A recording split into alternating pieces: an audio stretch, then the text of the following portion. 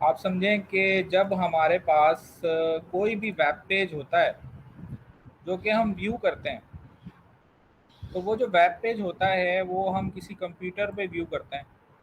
ठीक है, वो कोई कंप्यूटर भी हो सकता है, वो कोई टैबलेट भी हो सकता है, वो कोई मोबाइल भी हो सकता है जिसमें आपने ब्राउज़र ओपन कर रखा है, और कोई और भी डिवाइस हो सकती है जिसमें आपके पास ब्राउज़र इंस्टॉल हो। अब मिसाल के तौर पे मैंने अपना पीसी खोला और उसमें मैंने ब्राउज़र ओपन किया, और ब्राउज़र ओपन करने के बाद उसमें होता है जनाब एक अदद एड्रेस बार। एड्रेस बार के अंदर जाके मैंने यूआरएल लिखा, यहाँ पे गो का बटन होता है, उस पर मैंने क्लिक किया, तो नीचे जो वाइट पोर्शन होता है ब्राउज़र, वहाँ पे एक वेब पेज खुल जाता है। ठीक है, जैसे मैं यहाँ पर google.com लिख सकता हूँ, तो नीचे google.com खुल जाता है। या अगर मैं नीचे जो ऊपर जो है वो yahoo.com या gmail.com या कोई और भी नाम लिखूंगा तो वो पेज नीचे खुल जाता है।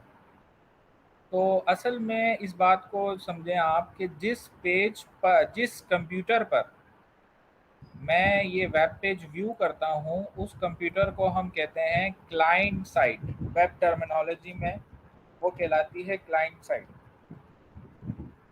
ठीक है, क्लाइंट साइट से मुराद वो कंप्यूटर है जहां पर आपकी वेबसाइट व्यू की जाती है, देखी जाती है। सही है, इसको बोलते हैं क्लाइंट साइट। अच्छा, अब इस चीज़ को भी समझें कि जो वेब पेज होता है ना, वो इस सिस्टम में नहीं पड़ा हुआ होता जो आप देख रहे हैं, बल्कि वो किसी और सिस्टम में पड़ा हुआ होता है। तो यानी इसको आप समझें कि हर कंप्यूटर के अंदर ना एक्चुअली एक होती है मेमोरी, जिसको आप हार्ड डिस्क कह लें या रैम कह लें। तो अब कोई भी मैंने चीज़ बनाई और जब मैं सेव करता हूँ तो वो उस मेमोरी में जाके सेव हो जाता है। तो जनाब मिसाल के तौर पे मैंने एम एस वर्ड में एक लेटर बनाया, सी ड्राइव में सेव कर दिया, तो उसको दोबारा ओपन करने के लिए मैं दोबारा सी ड्राइव में जाऊंगा, उसकी शॉर्टकट पे क्लिक करूंगा, वो ओपन हो जाएगा। अब मेरा आपसे सवाल ये है कि वो जो वर्ड डॉक्यूमेंट मैंने बनाकर सी ड्राइव में सेव किया है, तो उसको ओपन करने के लिए क्या मुझे इंटरनेट से कनेक्ट होना ज़रूरी है?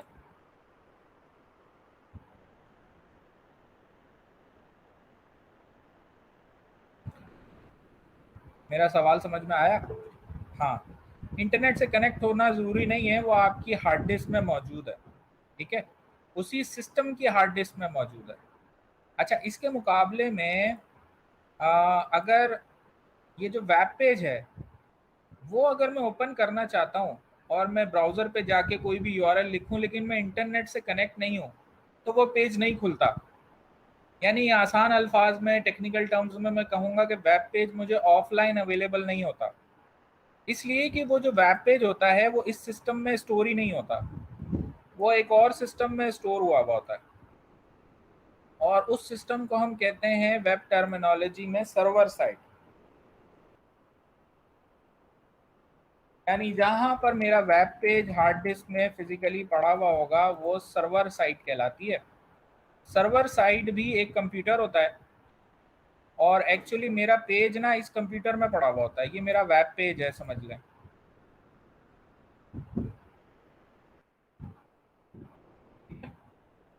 तो होता क्या है कि जब ब्राउज़र के ऊपर आप कोई भी यूआरएल लिखते हैं ना और गो प्रेस करते हैं, तो यहाँ से क्लाइंट साइड एक रिक्वेस्ट भेजता है सर्वर साइड पे, इसको बोलते हैं रिक्वेस्ट।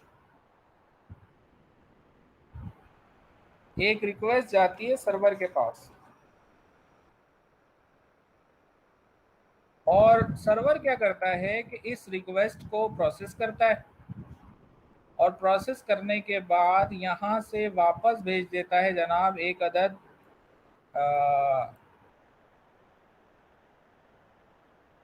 चीज़ जिसको हम कहते हैं जनाब रिस्पॉन्स।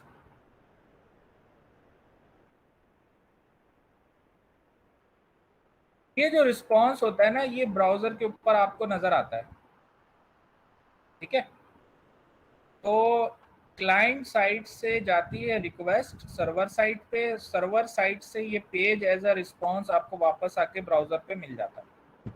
इसीलिए देखें, अगर मिसाल के तौर पे गूगल पे मैं सर्च कर रहा हूँ, और सर्च करते हुए मैंने किया ये कि मैंने HTML सर्च किया, तो मुझे HTML से रिलेटेड चीज़ें एज अ रिस्पॉन्स मिलती हैं।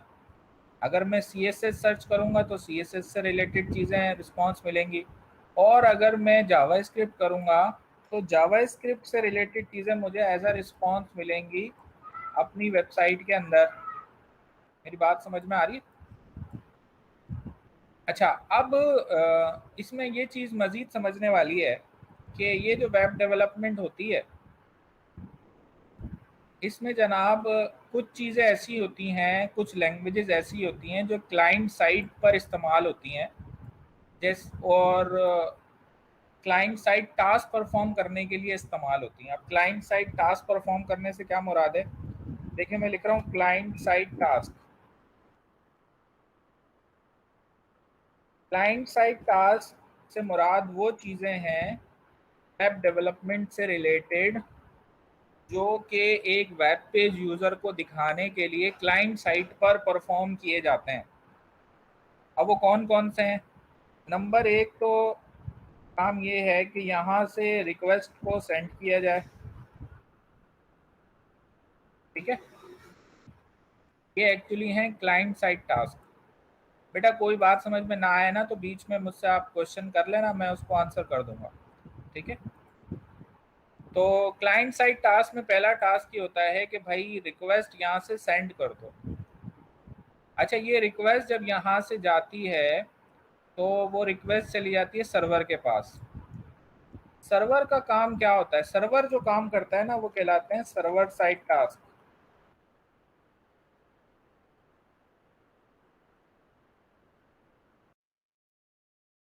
हम कहेंगे उसको सर्वर साइड टास्क। मेरी बात समझ में आ रही है? अच्छा, अब सर्वर पे सबसे पहला काम क्या होता है? इसको मैं सेकंड लिख रहा हूँ क्योंकि ओवरऑल सेकंड है।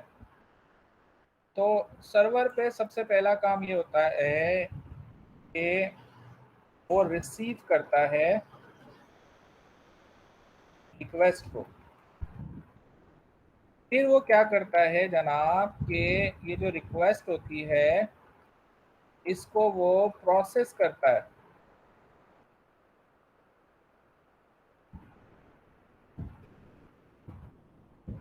और प्रोसेस करने के बाद तीसरा काम उससे बाद फिर वो ये करता है कि जनरेट करता है रिस्पॉन्स, और फिर ये करता ये है कि रिस्पॉन्स यहाँ से सेंड कर देता है। अच्छा, ये रिस्पॉन्स वापस आके मिलता है किसको? क्लाइंट को। क्लाइंट क्या करता है कि ये जो रिस्पॉन्स इसको वापस मिला है इसको रिसीव करता है,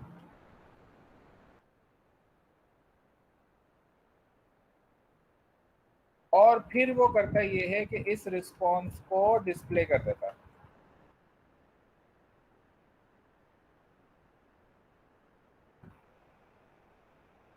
तो इस पूरे सिनेरियो में कुछ काम जो है वो क्लाइंट साइड पर होते हैं, उनको हम कहते हैं क्लाइंट साइड टास्क, और कुछ काम सर्वर साइड पे होते हैं तो उनको हम कहते हैं सर्वर साइड टास्क, ठीक है।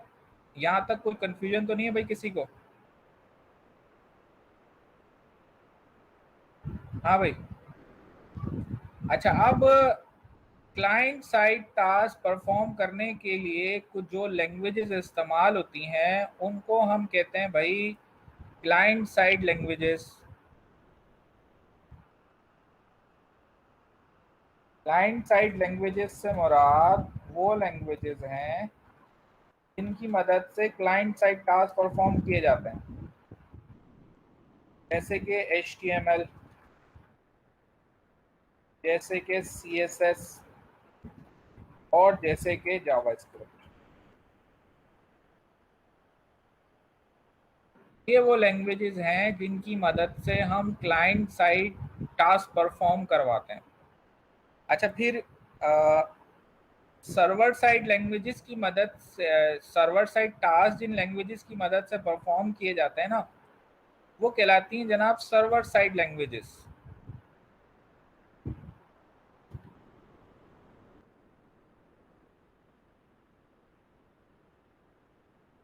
सर्वर साइड लैंग्वेजेस वो लैंग्वेजेस हैं जिनकी मदद से आप सर्वर साइड टास्क परफॉर्म करते हैं। अच्छा, वो कौन कौन सी हैं? अब ये काम सर्वर साइड जो है वो करने के लिए बहुत सारी लैंग्वेजेस हैं, लेकिन उनमें से कोई एक हम चूज करते हैं। मिसाल के तौर पे हम ये काम PHP में भी कर सकते हैं, हम ये काम ASP.NET में भी कर सकते हैं, हम ये काम JSP में भी कर सकते हैं, हम ये काम जो है ना वो Node.js को भी यूज करके कर सकते हैं। ठीक है, एंड सो ऑन, बहुत सारी आपके पास टेक्निक्स हैं जिनकी मदद से हम ये काम जो है सर्वर साइड के वो परफॉर्म कर सकते हैं। ठीक है। अच्छा, लेकिन कोई इनमें से एक सर्वर साइड लैंग्वेज हम चूज करते हैं जिसकी मदद से सर्वर साइड टास्क परफॉर्म किए जाते हैं। यानी अगर मुझे वेब पेज डेवलपमेंट करनी है तो पहले तो मुझे ये 3 लैंग्वेजेस आनी चाहिए, लाजमी आनी चाहिए, इनके बगैर तो गुजारा ही नहीं है। ठीक है। और फिर जनाब उसके बाद कोई सी एक सर्वर साइड लैंग्वेज मुझे सीखनी पड़ेगी, आइदर PHP, आइदर ASP.NET या JSP। अच्छा, ये जो JSP है या ASP.NET है, तो ये असल में C# और जावा इस्तेमाल कर रहे होते हैं। Node.js जावा स्क्रिप्ट इस्तेमाल कर रही होती है। PHP स्पेशल डेडिकेटेड लैंग्वेज है फॉर सर्वर साइड डेवलपमेंट, तो वो वेब डेवलपमेंट में काफ़ी पॉपुलर भी है, इस्तेमाल भी बहुत सारे लोग करते हैं। अच्छा, इसमें कुछ चीज़ें और भी ये समझ लें कि ये जो CSS और जावा स्क्रिप्ट हैं, इनकी कुछ लाइब्रेरीज हैं। जैसे मिसाल के तौर पे एक लाइब्रेरी है जिसका नाम है बूटस्ट्रैप। बूटस्ट्रैप एक्चुअली एक लाइब्रेरी है CSS की। ठीक है, इसकी मदद से हम CSS टास्क परफॉर्म करते हैं। सही है। अच्छा, इसी तरह बहुत सारी लाइब्रेरीज हैं जावा स्क्रिप्ट की, जैसे jQuery, इसी तरीके से एंगुलर, इसी तरीके से रिएक्ट और Node.js भी आप कह सकते हैं। ये सारी जो है ना वो जावा स्क्रिप्ट की लाइब्रेरीज हैं, और इसमें से Node.js की मदद से आप सर्वर साइड टास्क परफॉर्म करवा सकते हैं। अलबत्ता ये जो 3 है, jQuery, एंगुलर और रिएक्ट, ये ज़्यादातर हम इस्तेमाल करते हैं फॉर क्लाइंट साइड टास्क। समझ में आ रही मेरी बात? ठीक है। तो अब ये जो कोर्स है इसमें पहले हमें ये क्लाइंट साइड लैंग्वेजेस सीखनी होंगी, यानी कि HTML, CSS and Java script, और CSS की ये जो लाइब्रेरी है बूटस्ट्रैप, और जावास्क्रिप्ट की जो ये लाइब्रेरीज हैं jQuery, एंगुलर, रिएक्ट, ये समझनी होंगी हमें। और फिर हम सर्वर साइड लैंग्वेज को एक चूज़ करके उसमें सर्वर साइड टास्क परफॉर्म करेंगे। ठीक है, तो उसकी मदद से फिर हमारी जो है वो वेबसाइट तैयार हो जाएगी। अच्छा, सर्वर साइड टास्क के लिए ये बात भी आप ध्यान में रखें कि एक टर्म यूज़ होती है सॉफ्टवेयर डेवलपमेंट में जिसको हम कहते हैं डेटाबेस। तो सर्वर साइड टास्क परफॉर्म जो हम करते हैं उसमें एक इम्पॉर्टेंट चीज़ होती है डेटाबेस। तो डेटाबेस अगर है तो फिर हम वेबसाइट के लिए सर्वर साइड लैंग्वेज यूज़ करते हैं, और वो जो वेबसाइट होती है वो एक्चुअली एक डायनेमिक वेबसाइट होती है। लेकिन अगर स्टैटिक पेजेस हैं जिसमें सिर्फ टेक्स्ट ही नज़र आ रहा है, तो उसके लिए ये 3 ही काफ़ी हैं, यानी कि HTML, CSS एंड जावास्क्रिप्ट। समझ में आ रही मेरी बात? कोई कंफ्यूजन तो नहीं है भाई किसी को?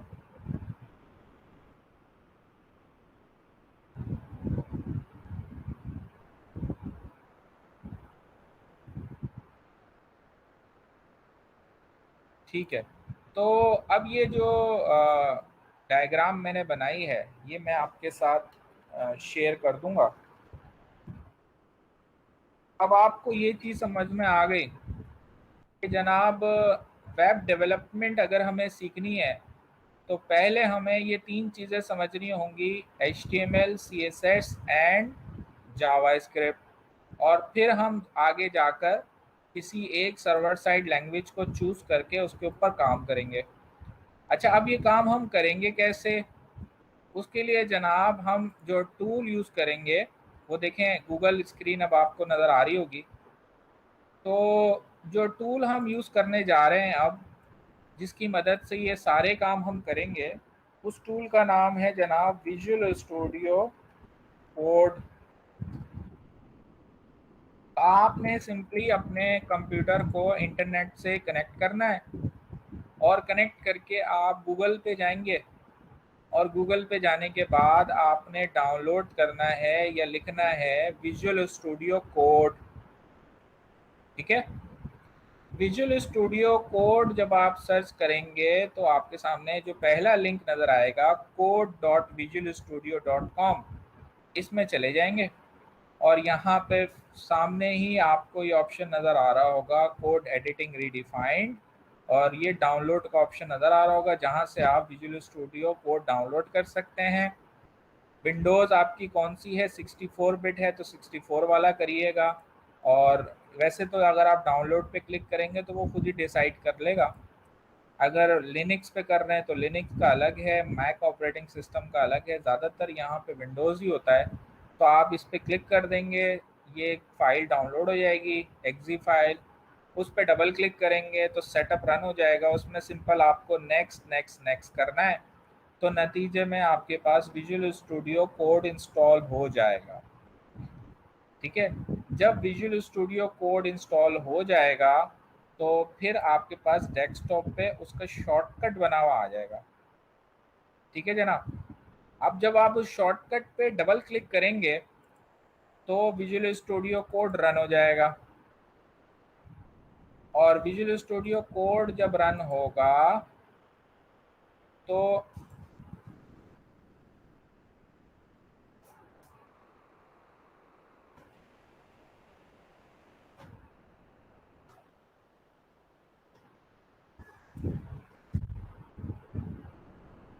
विजुअल स्टूडियो कोड जब रन होगा तो आपके सामने कुछ इस किस्म की स्क्रीन आ जाएगी।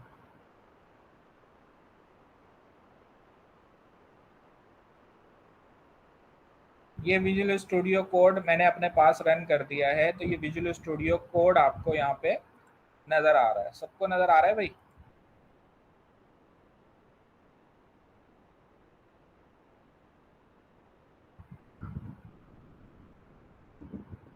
हाँ भाई, विजुअल स्टूडियो कोड नज़र आ रहा है सबको?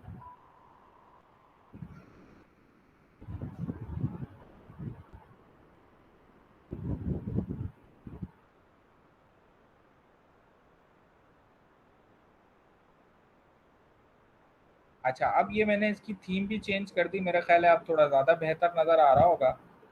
तो ये जो विजुअल स्टूडियो कोड है इसके अंदर हमें सारा काम करना है और सारी कोडिंग करनी है और इसी के अंदर सारी हमारी डेवलपमेंट होगी। जो कुछ भी हम नया काम करेंगे तो उसके लिए कुछ हमें एक्सटेंशंस वगैरह डाउनलोड करनी होंगी, तो वो सारी की सारी चीज़ें हम इसी के अंदर रहते हुए ही करेंगे और यहीं पर हमारी पूरी वेब डेवलपमेंट होगी। ठीक है जनाब, सही है। तो अब पहला काम जो इस हफ्ते आपको करना होगा वो ये करना होगा कि जनाब विजुअल स्टूडियो कोड आप डाउनलोड करेंगे और इंस्टॉल कर लेंगे। अच्छा, अब ये मैंने डाउनलोड भी कर लिया, इंस्टॉल भी कर लिया और अब मुझे इसमें कुछ कोडिंग करनी है। तो वो कोडिंग मैं कैसे करूँगा भाई? उसके लिए देखें यहाँ पर इधर भी ऑप्शन नज़र आ रहा है न्यू फाइल, या फाइल में भी जा सकते हैं, यहाँ से भी न्यू फाइल का ऑप्शन है, या आप अपने कीबोर्ड से कंट्रोल एन भी प्रेस कर सकते हैं। हर केस के अंदर इस तरीके से आपके पास एक नई फाइल खुल जाएगी। अच्छा, अब ये जो फाइल है ये सिंपल फाइल है। ठीक है, अब मैं ये चाह रहा हूँ कि भाई ये जो फाइल है जनाब इसको सेव करूँ या ये HTML फाइल बनाऊँ, बहुत सारे तरीके हैं।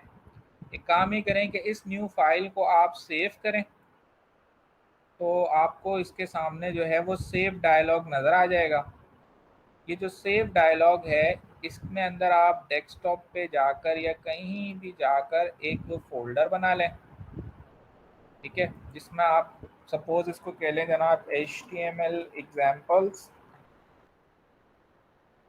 और ये जो फाइल है आपकी, इसको कोई नाम दे दें, जैसे आपने इसको नाम दे दिया फर्स्ट, और फिर यहाँ से एक्सटेंशंस, बहुत सारी एक्सटेंशंस हैं, यहाँ से आप सेलेक्ट कर लें जनाब HTML।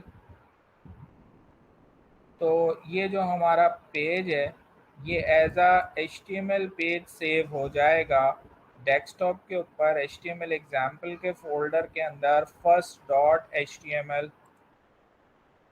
मेरी बात समझ में आ रही है?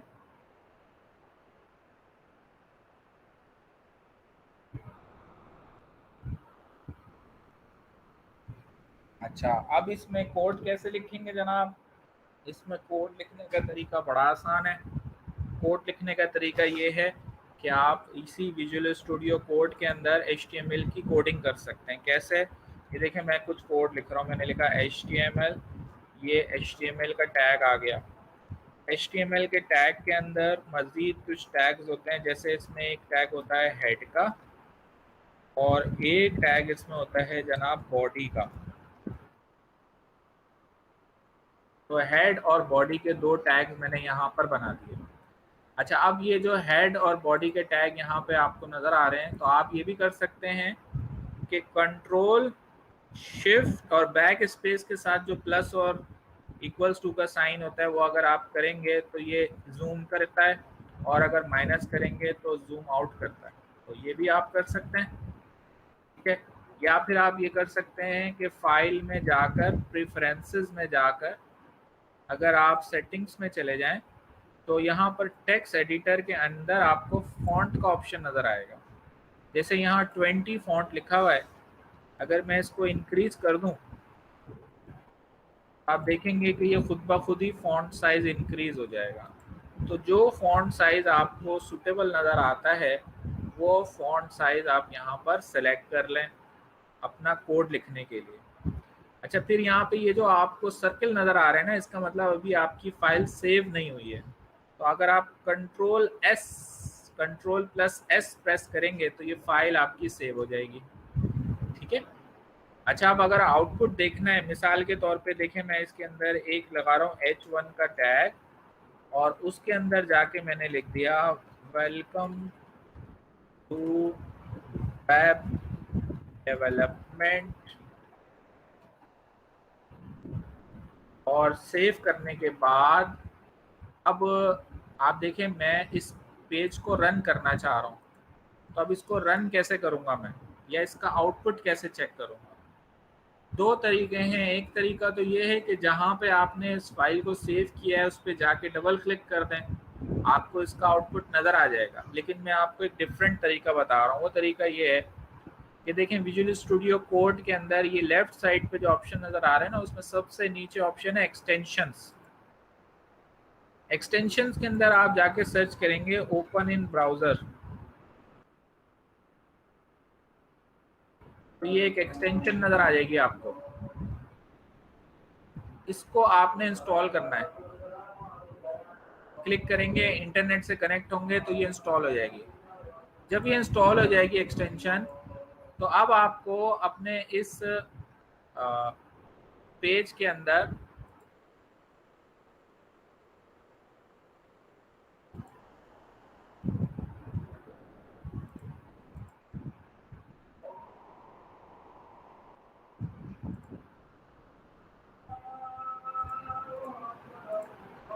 इस पेज के अंदर अगर आप राइट क्लिक करेंगे ना, तो अब आपको यहाँ पर एक ऑप्शन नजर आएगा ओपन इन डिफॉल्ट ब्राउजर, ठीक है।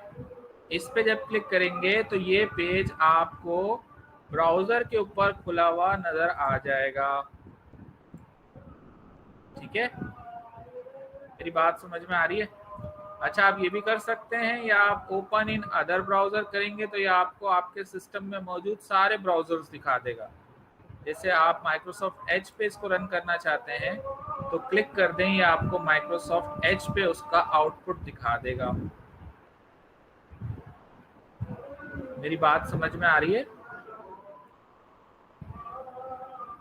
अच्छा, अगर ये भी आपको नहीं समझ आ रहा और आउटपुट नहीं डिस्प्ले हो रहा तो ये काम भी कर सकते हैं आप कि ये जो फोल्डर बनाया था ना आपने, जहाँ पे आपने इसको सेव किया, जैसे मैंने डेस्कटॉप पे फोल्डर बनाया था, तो सिंपली आप जाके उस पर डबल क्लिक कर दें तो वेब पेज का आउटपुट आपको नज़र आ जाएगा। तो अभी जैसे मैं आपको दिखा देता हूँ कि इसका क्या आउटपुट है जो मेरे पास नज़र आ रहा है। तो अभी जो इसका आउटपुट नज़र आ रहा है जनाब, वो ये नज़र आ रहा है, welcome to web development, heading की फॉर्म में वेब पेज के ऊपर डिस्प्ले हो रहा है। ठीक है, समझ में आ रही मेरी बात? चलें, ये अभी आ कैसे रहा है और उसमें क्या क्या चीज़ें हैं ये अभी हम डिस्कस करते हैं। अभी ज़रा अजान हो रही है तो अजान का ब्रेक कर लेते हैं। कितनी देर का ब्रेक चाहिए भाई आपको नमाज का?